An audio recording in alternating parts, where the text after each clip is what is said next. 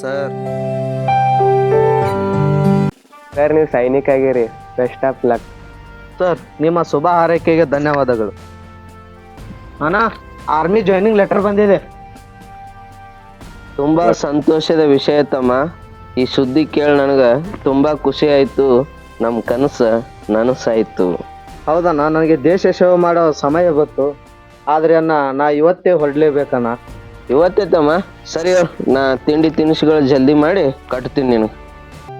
Right ಅಣ್ಣ, congratulation. ಜೈ ಹಿಂದ್. ತಂಗಿ, ಅಣ್ಣ ಇವತ್ತೇ ಆರ್ಮಿಗೆ ಹೊರಟು ನಿಂತಾನ. ನಾನು ನಾಳೆಗೆ ರಕ್ಷಾ ಬಂಧನದ ಇವತ್ತೇ ಅನ್ನ ರಾಖಿ ಕಟ್ತೀನಿ. ಸರಿ ತಂಗಿ, ಕಟ್.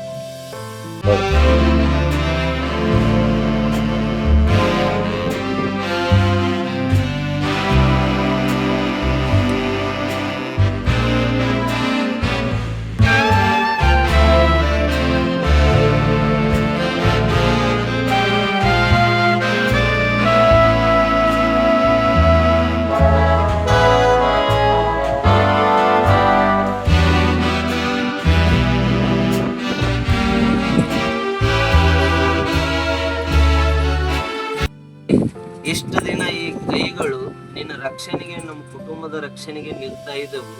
ಇವತ್ತ ಇಡೀ ನಮ್ಮ ದೇಶದ ರಕ್ಷಣೆಗೆ ನಿಲ್ತಾ ಇದ್ದೇವೆ ಅಂದ್ರೆ ನನ್ನ ತಮ್ಮನ ಬಗ್ಗೆ ನನಗೆ ಹೆಮ್ಮೆ ಆಗ್ತಾ ಇದೆ.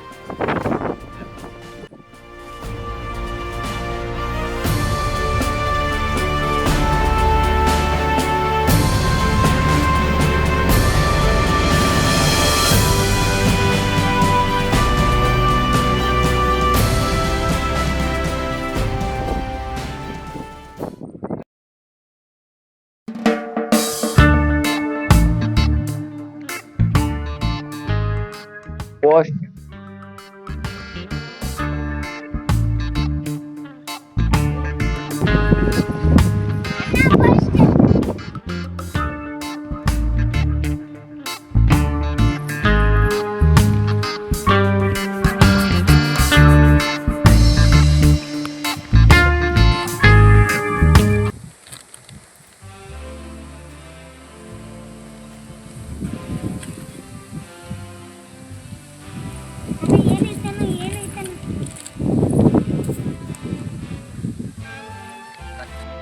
ತಂಗಿ, ಅಣ್ಣ ನನಗ ನಿನಗ ಬಿಟ್ಟು ಈ ಭೂಮಿನೇ ಬಿಟ್ಟು ಹೋದ ತಂಗಿ, ಈ ಭೂಮಿನೇ ಬಿಟ್ಟು ಹೋದ.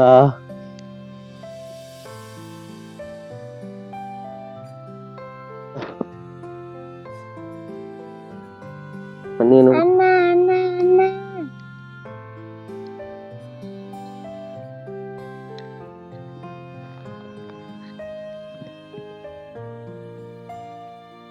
ಅಳಬೇಡ ತಂಗಿ.